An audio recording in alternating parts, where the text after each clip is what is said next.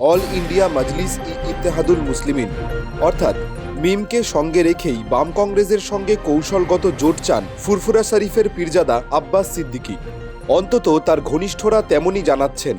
গত 21শে জানুয়ারি Indian secular front নামে নিজের দল ঘোষণা করেছেন আব্বাস। তার অনেক আগে থেকেই 21শের ভোটযুদ্ধের সলতে পাকানোর কাজ শুরু করে দিয়েছিলেন আব্বাস অনুগামীরা।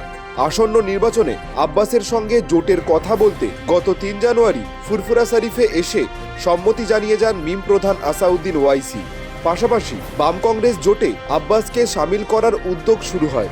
ধাপে ধাপে প্রদেশ কংগ্রেস সভাপতি অধীর চৌধুরী থেকে শুরু করে সিপিএমের রাজ্য সম্পাদক সূর্যকান্ত মিশ্রের সঙ্গে কথা হয় তার। তবে মিমকে রেখে জোটে আপত্তি রয়েছে বাম কংগ্রেসের। আব্বাসের সঙ্গে জোটে আগ্রহী হলেও আসাউদ্দিনের দলের সঙ্গে কোনো রকম আসন সমঝোতায় নারাজ তারা। বাম বিধায়ক তথা ফরওয়ার্ড ব্লক নেতা আলী ইমরান রামজের কথায়, আসাউদ্দিনের দল মিমের সঙ্গে নীতিগত কারণে আমরা জোট করতে পারবো না। এই দলের ইতিহাস জানলে দেখা যাবে দেশ বিভাজনের সময় হায়দ্রাবাদের নিজাম এই দলটি তৈরি করেছিলেন পাকিস্তানে যুক্ত হওয়ার জন্য। দলটি তৈরি হয়েছিল কিছু মানুষকে উজ্জীবিত করে হায়দ্রাবাদকে সঙ্গে নিয়ে পাকিস্তানে যুক্ত হওয়ার জন্য। শেষে ভারত সরকারের চাপে তারা পাকিস্তানের সঙ্গে যুক্ত হতে পারেননি। বাংলায় এই দলটির নাম ব্যাখ্যা করলে দেখা যাবে এই দলটি মুসলিম সম্প্রদায়ের স্বার্থ রক্ষার কথা বলে। অল ইন্ডিয়া মজলিস ই ইত্তেহাদুল মুসলিমিনের কথার অর্থ সম্পূর্ণ মুসলিম ঐক্য ও তাদের অধিকার রক্ষা। আমরা ভারতের মানুষের অধিকার রক্ষায় রাজনীতি করি, সকলকে নিয়ে আমরা চলতে চাই। আমরা মিমের সঙ্গে জোট বাঁধতে পারবো না। মূলত তেলেঙ্গানা কেন্দ্রিক একটি রাজনৈতিক দল মিম। সম্প্রতি বিহারের নির্বাচনে চমকপ্রদ সাফল্য পেয়েছে তারা।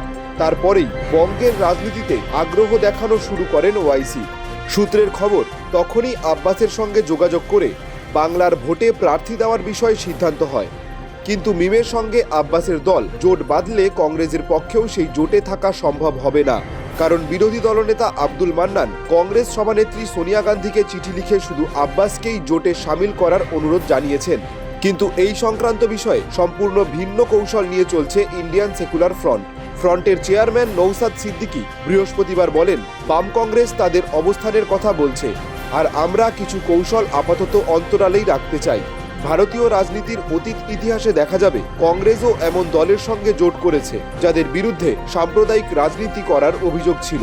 এখন তো মহারাষ্ট্রে কংগ্রেস আবার শিবসেনার হাত ধরে সরকার গড়ছে। সিপিএমের সঙ্গেও তো মুসলিম লীগের সঙ্গে অন্য রাজ্যে জোট রয়েছে।